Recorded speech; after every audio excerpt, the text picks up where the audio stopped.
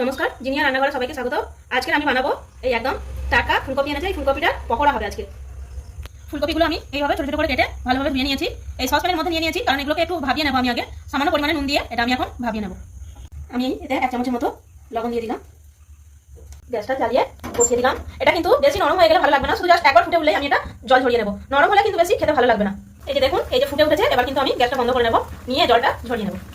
আমি এই যে পেঁয়াজ আর লঙ্কা একদম ঝুড়ি ঝুড়ি করে কুচিয়ে নিয়েছি। এর মধ্যে আবার আমি বেসন দিয়ে দেবো। আমি এখানে 4 চামচের মতো বেসন দিচ্ছি।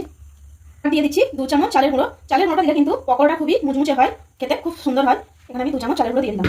এবার এর মধ্যে দিয়ে দিচ্ছি স্বাদ মতো লবণ। আমি কিন্তু ফুলকপি সেদ্ধ করার সময় লবণ দিয়েছিলাম, ওই জন্য এখন একটু কম করে দিচ্ছি। আর এটা কিন্তু মাখা হবে, ওই যে সেদ্ধ করা জলটার মধ্যে আমি এটা মাখবো। আমি কিন্তু জলটা ফেলে দিইনি। আমি এই যে ফুলকপিগুলো এবার এর মধ্যে দিয়ে দেবো।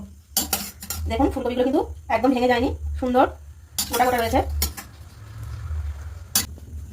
আমি সবকিছু দিয়ে এইভাবে 5 মিনিট মেখে রেখে দিয়েছিলাম। এবার আমি এগুলো ছেড়ে দেবো। তার আগে আমি কড়াইতে রিফাইন অয়েল দিয়ে গরম করে নিয়েছি। গরম আমার তো হয়ে গেছে। এবার আস্তে আস্তে এগুলো আমি ভেজে নেব।